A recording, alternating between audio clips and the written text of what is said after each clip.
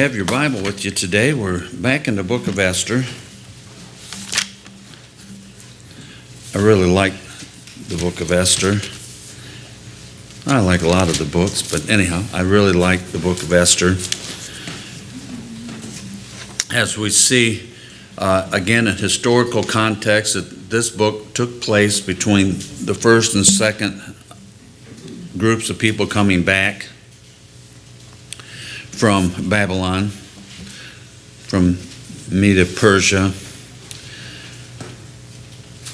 First group led by Zerubbabel, the second one by Ezra. And then as I told you last week, Esther, Hebrew name is Hadassah, which means star, and Hadassah means myrtle. Esther means star. I'll get that back to you right. And an interesting thing about this book is the complete absence of any explicit reference to God, worship, prayer, or sacrifice. But as you see the book unfolds, you see God's hand working in Esther and Mordecai's life. And Mordecai is her cousin, who is raising Esther, Hadassah. And I call them God sightings. God's working in this world today. He's working in our lives, and you see God's hand all of a sudden in little things. And God just isn't doing great things. He's doing little things too that are working out to a great plan. And we see it unfolding. And then some of the characters in this book is King Ahasuerus, also known as Xerxes I, king of Persia. Queen Vashti, soon to be the ex-wife of Ahasuerus. Mordecai, an exiled Jew living in Persia, is Esther's older cousin and guardian. Then Esther, Mordecai's beautiful ward, soon to be the wife, soon to be queen of Ahasuerus. Haman, the bad guy, and we'll get introduced to him in just a little bit. And he's anti-Semitic, he's arrogant, and he comes up with the plot to destroy all the Jews. And as I shared last time, I don't care how many plots people put up, how many plans people make, they're not going to destroy the Jews. They're God's chosen people, and God's going to work again through the nation of Israel during the tribulation period, and we will see that take place. Scene 1 we looked at last time as this play unfolds. King Ahasuerus decides to have a banquet, 6-month-long bash. All the important people are there. And so he doesn't want to leave anybody out, or really, I think he really doesn't want to be able to not parade himself in front of everybody. He extends it another 7 days and tells all the rest of the people to come in. The wine's flowing, remember from last week, the wine's flowing, and guess what? His heart is merry. Otherwise, he's got drunk. And he decides to send someone in to get Queen Vashti, who is a very beautiful woman, and parade herself in front of these drunken people. And she says no. She says no. Verse 12, kings don't like to be told no. And it says in verse 12, but Queen Vashti refused to come at the king's command brought by his eunuchs. Therefore the king was furious, and his anger burned within him. So he is mad. And he goes to the wise men and said, what should I do? Well, the wise men come up with the plan, because they're afraid that if Queen Vashti gets away with denying the king, that all the wives everywhere are going to quit obeying their husbands. That would never happen, would it? Okay, good. We're on the same page. And so they decide in verse 20 that all wives will honor their husbands, both small and great, if they take Queen Vashti away from her position. She's going to be dismissed as queen, and he'll legally banish the queen, and then replace her with someone else. And then in verse 22 it says that each man should be master in his own house and speak in the language of his own people. So that's kind of where we left off a little bit last time together. Chapter 2, Scene 2. The king's temper finally subsides a little bit. He realizes he's missing and that Queen Vashti. And he's missing his bride. History tells us, though, that after the banquet, Ahasuerus pursued a number of military campaigns. So this didn't happen like today and tomorrow.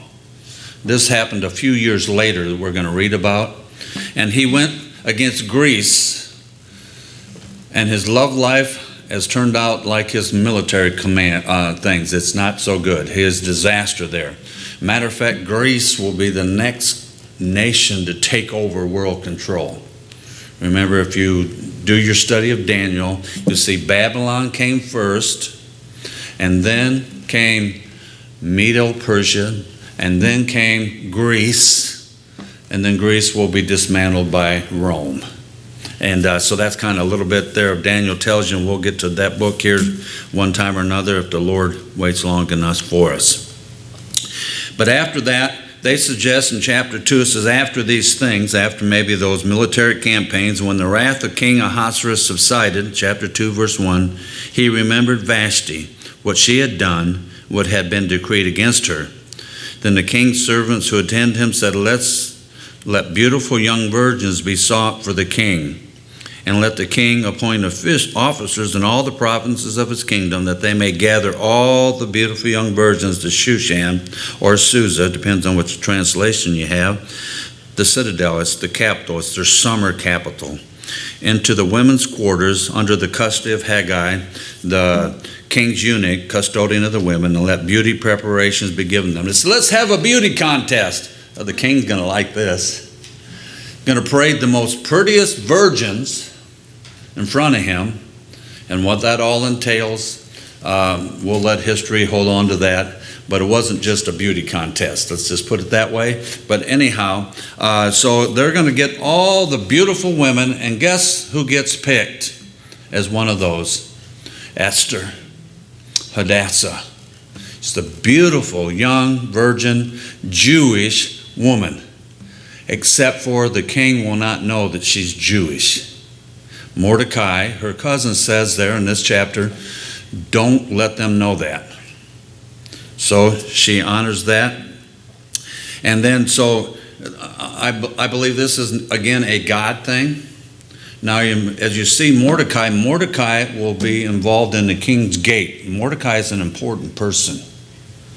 And so anyhow, he tells her to do this, and she does it.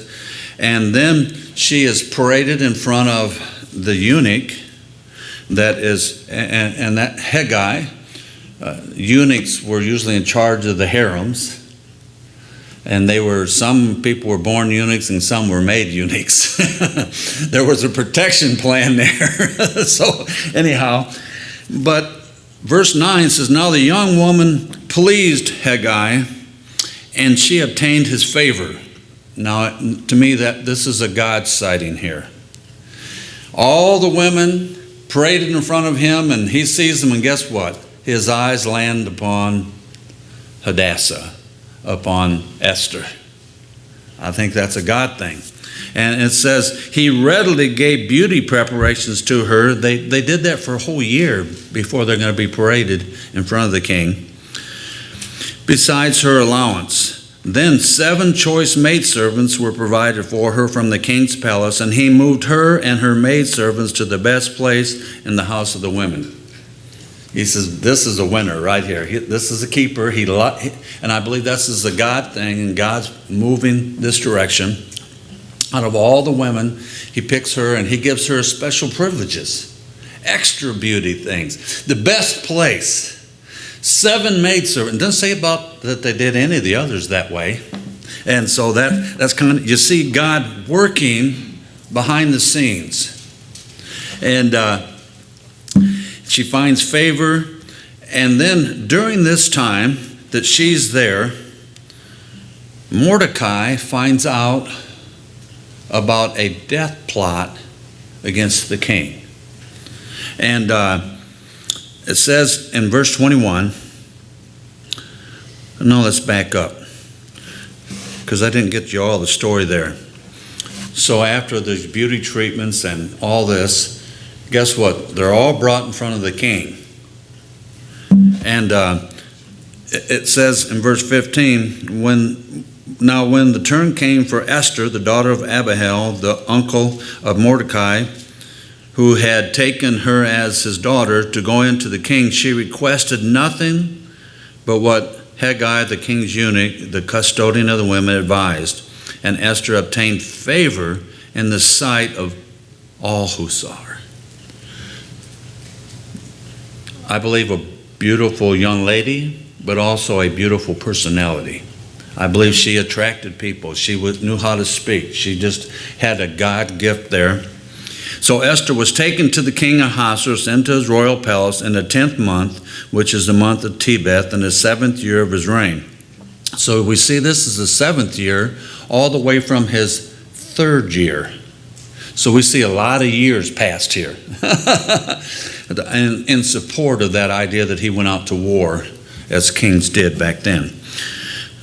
The king loved Esther more than all the other women, and she obtained grace and favor in his sight more than all the virgins. So he picked her.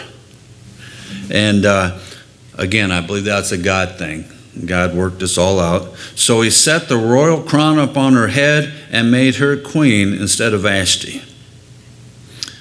So since we have a new queen, we got to have a what? We got to have a banquet. And that's what happens in verse 18. Then the king made a great feast, the feast of Esther, for all his officials and servants, and he proclaimed a holiday in the provinces and gave gifts according to the generosity of the king. Now, verse 19, when the virgins were gathered together a second time, Mordecai sat within the king's gate. Now Esther had not revealed her family and her people, just as Mordecai had charged her.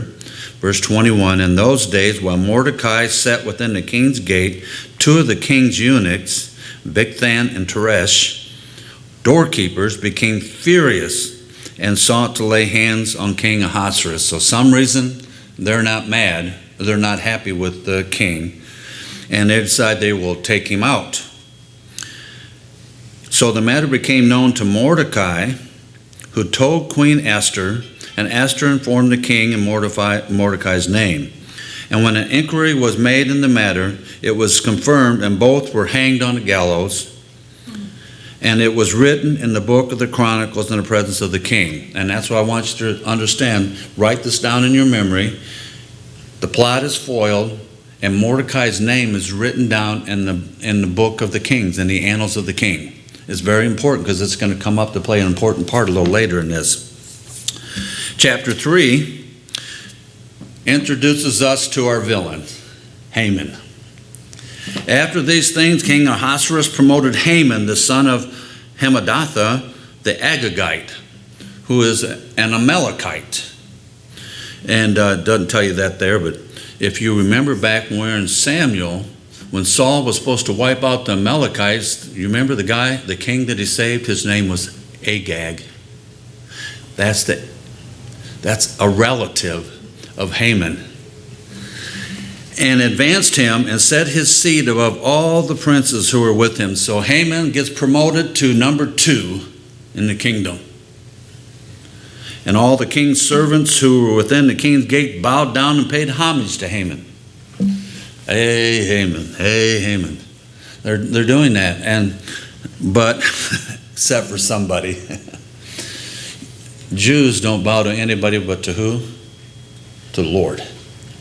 So you see God sightings again. Because look at it in verse 2 there. For so the king had commanded concerning him, but Mordecai would not bow or pay homage.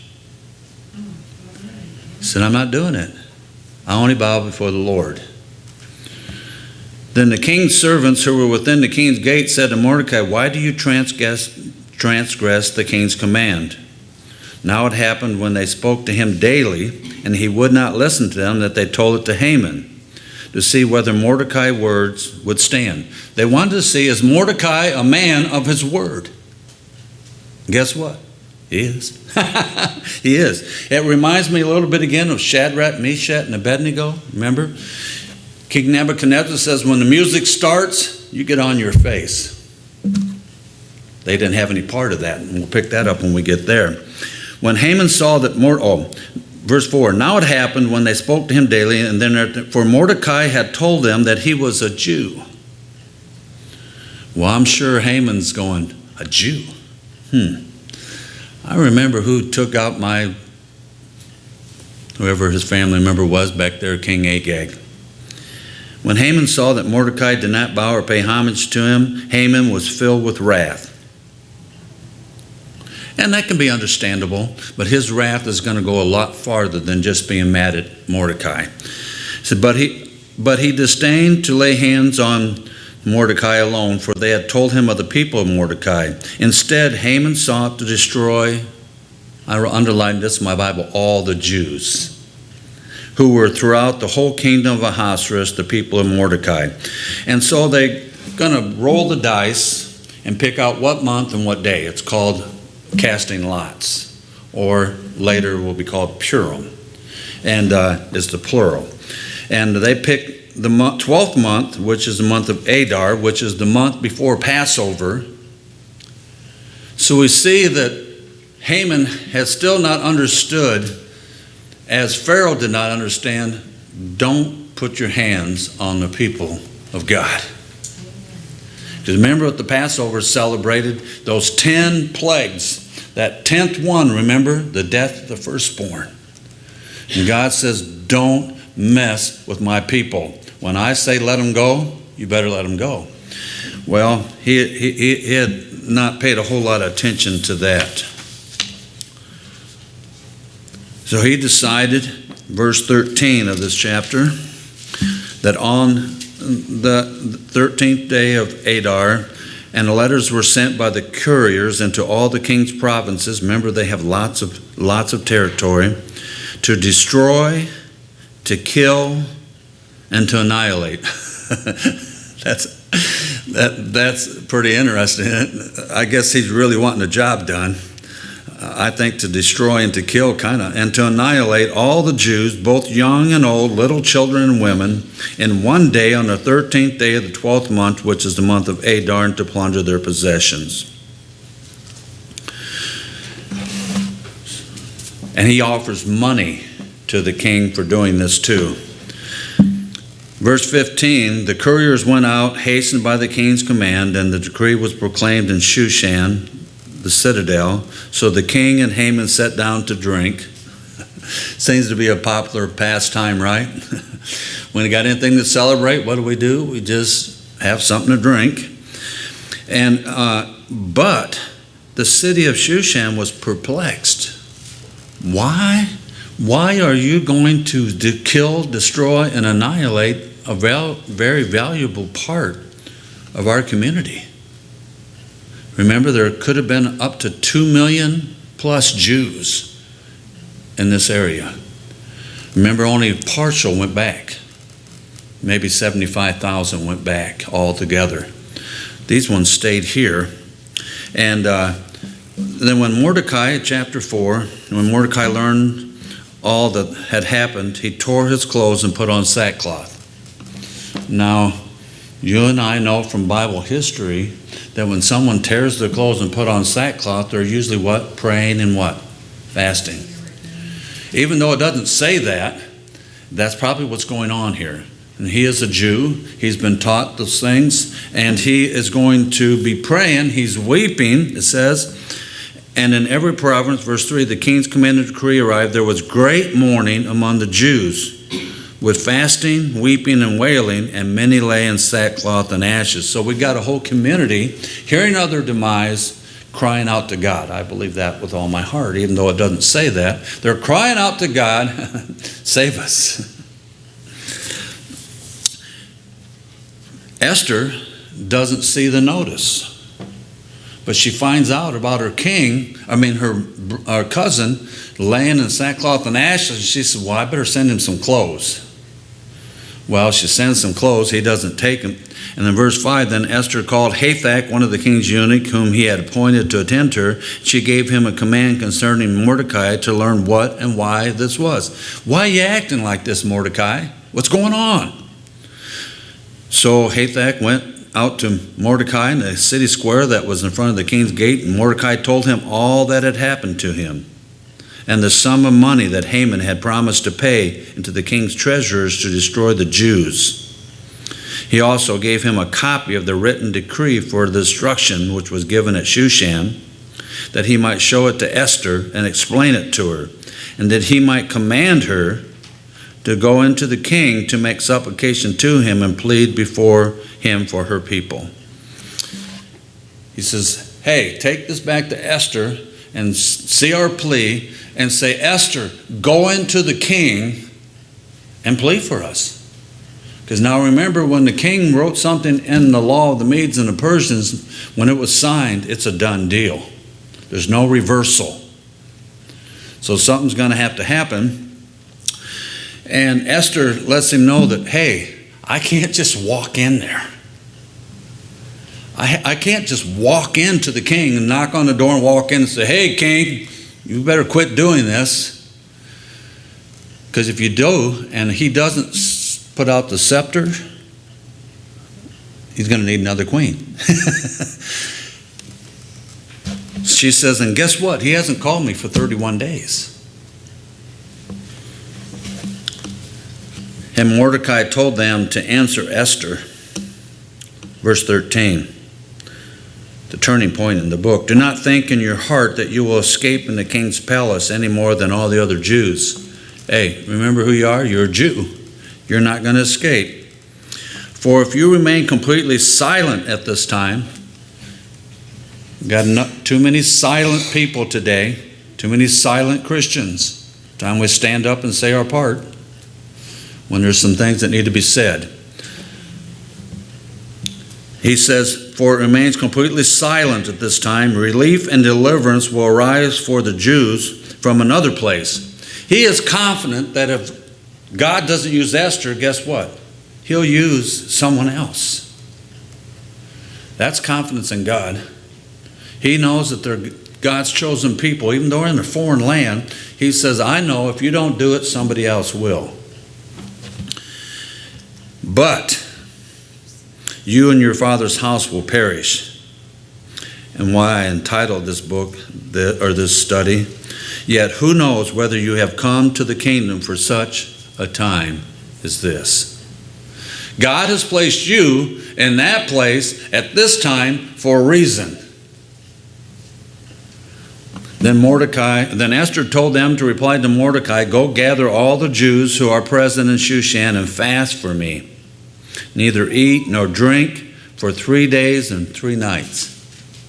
Otherwise, this is serious business, folks.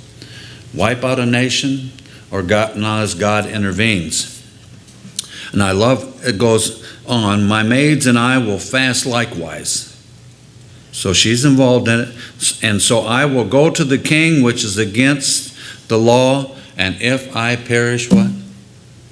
I don't care what happens, I'm going. I'm going to do my part. If I perish, I perish. So Mordecai went his way and did according to all that Esther commanded. Chapter 5, risking her life, she puts on her pretty clothes, looks her best, and goes into the king. Verse 1. Now it happened on the 3rd day that Esther put on her royal robe, stood in the inner court of the king's palace across from the king's house, while the king sat on his royal throne in the royal house, facing the entrance of the house. So it was when the king saw Queen Esther standing in the court that she found favor in his sight. This guy really liked Esther. He liked the way she looked, the way she acted, and he really liked her. Again, I believe that's the God thing. I believe this is another God thing. That she found favor in his sight, and the king held out to Esther the golden scepter that was in his hand. Then Esther went near and touched the top of the scepter. She's totally respectful. He sticks it out, she walks in and she touches the end of that. again, she is the queen. He is the king. And she's very respectful. And the king said to her, what do you wish? Isn't it something? He says, hey, what do you want? I'll give you anything, up to half the kingdom. He says, whatever is your request, it shall be given you. Verse 3. Verse 4, so Esther answered, if it pleases the king. She just isn't going to come out with it. She is very clever. She says, if it pleases the king, you and Haman come to a banquet. She knows the king likes banquets, seems to be. And so, let the king and Haman come today to the banquet that I prepared for him. Then the king said, bring Haman quickly that he may do as Esther has said. So the king and Haman went to the banquet that Esther had prepared. You might think, well, now she's going to dump it on him. But she doesn't yet. She's still. And at the banquet of wine, the king said to Esther, what is your petition? It shall be granted to you. What is your request? Up to half the kingdom, it shall be done. Then Esther answered and said, my petition request is this. If I have found favor in the sight of the king, and if it pleases the king to grant my petition, fulfill my request, and let the king and Haman come to the banquet which I prepare for them tomorrow, I will do as the king has said. So she says, I'm going to have another banquet. Would you come to the next banquet tomorrow? You think, well, why all the delay? Well, God's working behind the scenes, and he's going to deal with Haman. And so Haman went out that day joyful and with glad heart. He said, man, am I special. I'm the only one with the king and the queen. I am really up there. Not only did I get to go to one banquet, I get to go to another one. He's so excited, he could almost, he's floating on air. Watch out when God pops the bubble, though. And he saw Mordecai. And guess what? Mordecai's not going to bow down and grovel before him.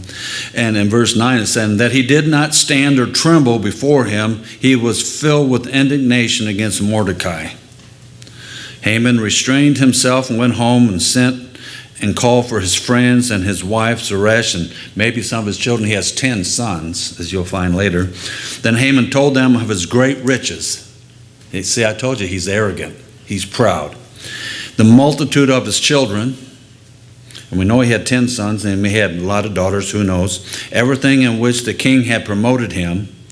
So he's telling about how he got promoted at work and how he had advanced him above the officials and the servants of the king. So he's really into it. Moreover, Haman said, besides, Queen Esther invited no one but me to come in with the king to the banquet that she prepared, and tomorrow I am again invited by her along with the king. So he's just telling them, man, did I have a day. He said, this is the greatest day ever. Yet, verse 13, all this avails me nothing as long as I see Mordecai the Jew sitting at the king's gate. He just can't get by. He can't get past that Mordecai will not bow to him. He is not trembling before. It's just eating him up on the inside. Then his wife Zeresh and all his friends said to him, let a gallows be made 50 cubits high, that's 75 feet. And in the morning suggest to the king that Mordecai be hanged on it. Then go merrily with the king to the banquet. And the thing pleased Haman, so he had the gallows made. So Haman's going to have Mordecai hanged, building a 75-foot gallows. And I thought, man, they work pretty quick. Because, but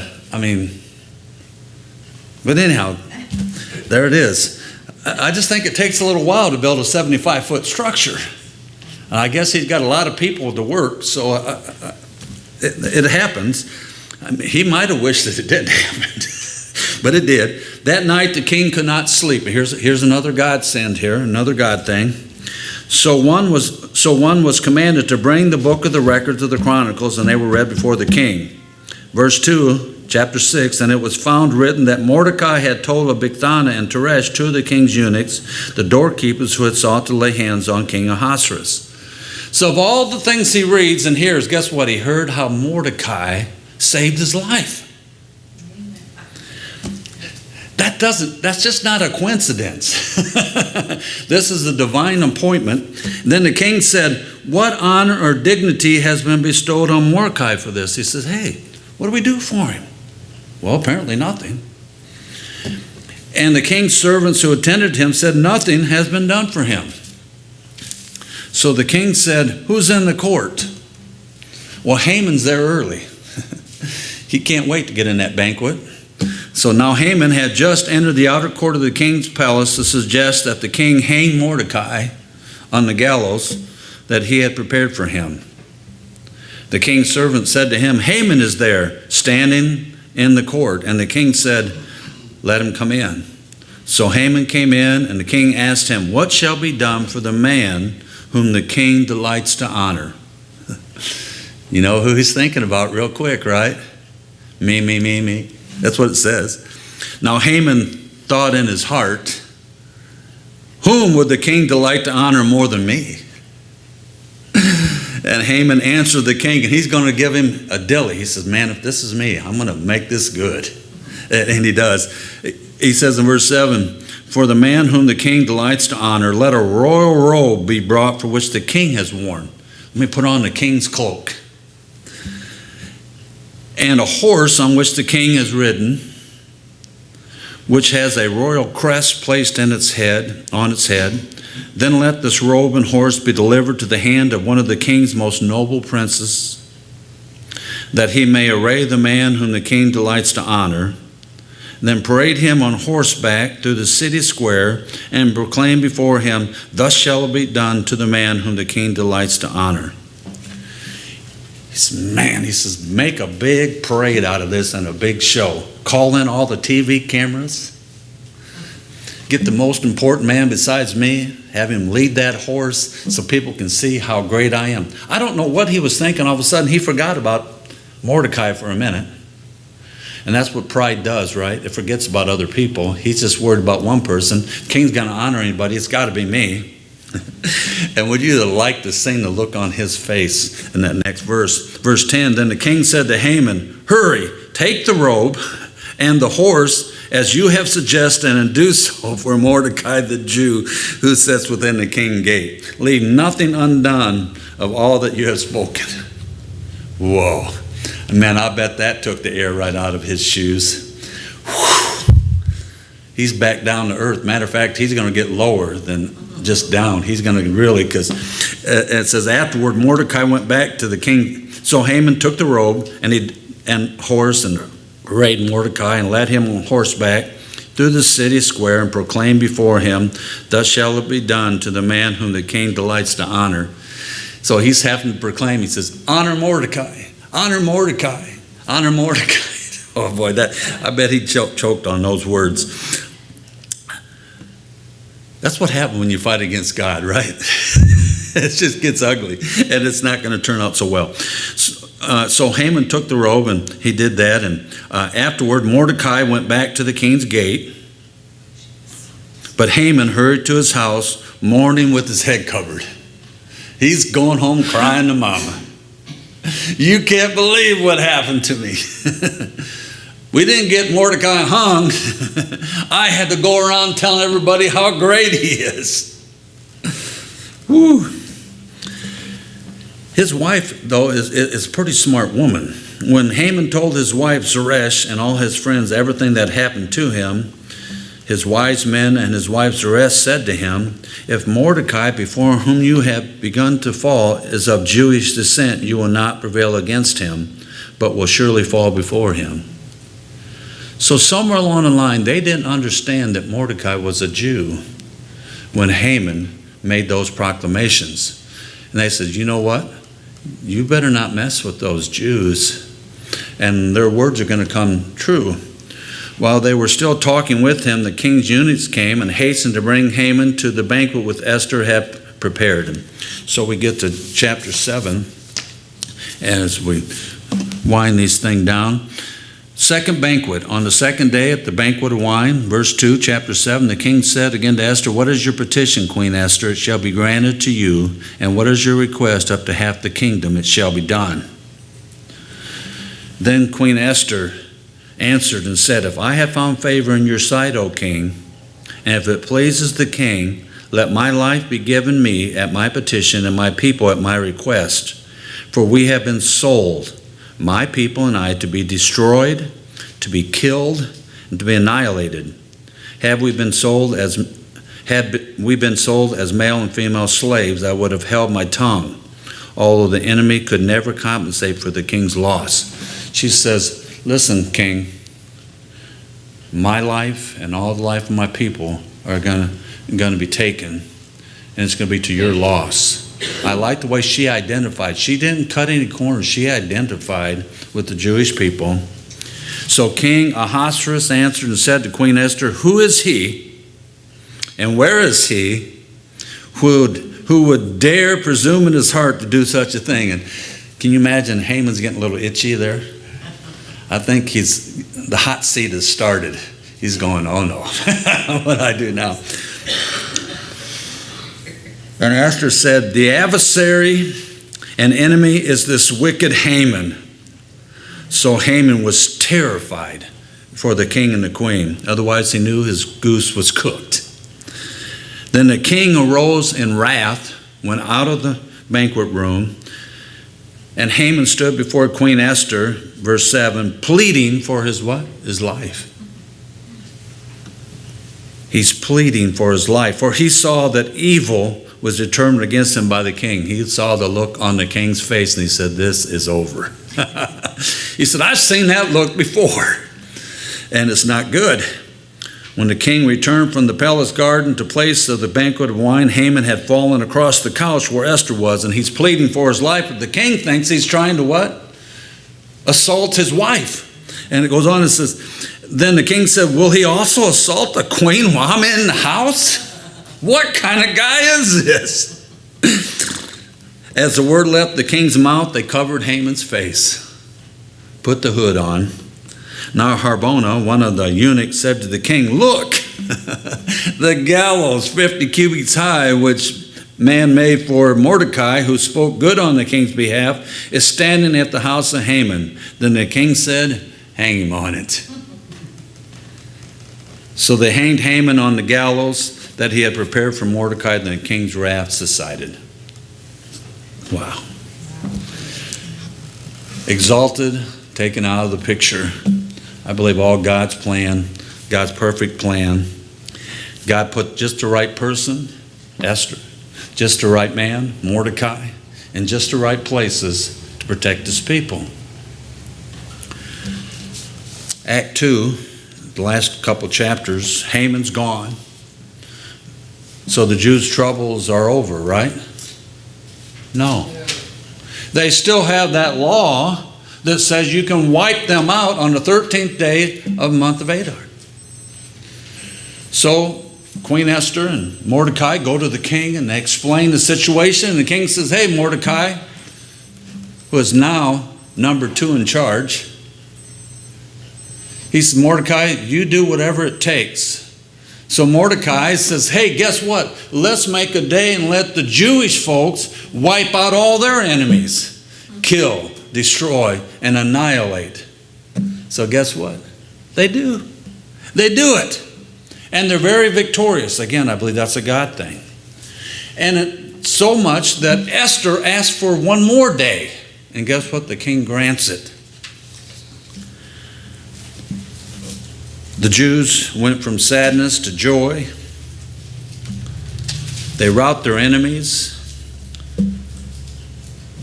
Mordecai said, let's make a holiday to commemorate this.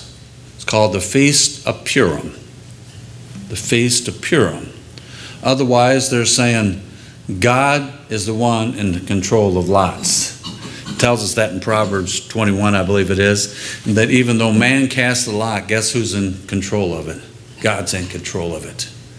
And so they're going to have a holiday, and they'll remember what what God has done, even though it doesn't mention his name, they will remember what God has done in chapter 9. And I'm taking you through that chapter pretty fast, but chapter 10, as we finish up, like Joseph and Daniel before him, Mordecai was promoted to second in command. Chapter 10, verse 1, and King Ahasuerus imposed tribute on the land, on the islands of the sea.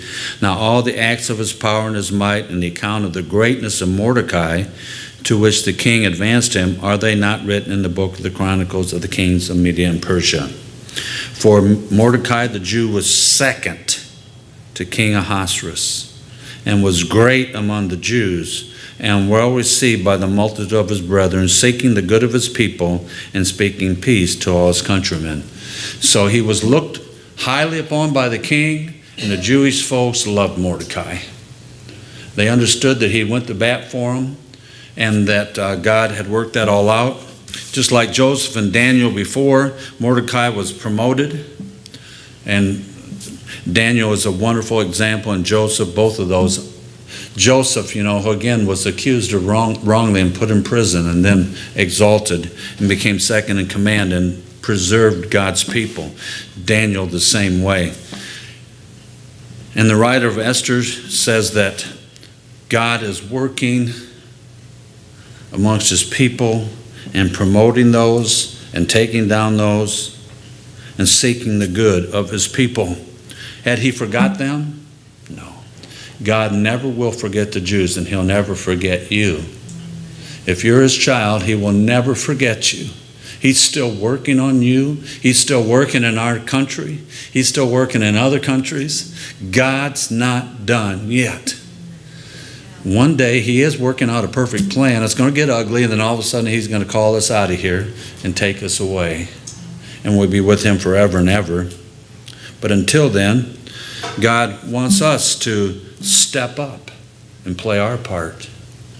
I believe God has placed every person here for such a time as this. I don't know what's going on in your life, but God has something that he wants to do with you. He wants to use you. He wants to do something to promote his kingdom in this earth. And every one of us here are part of that special plan.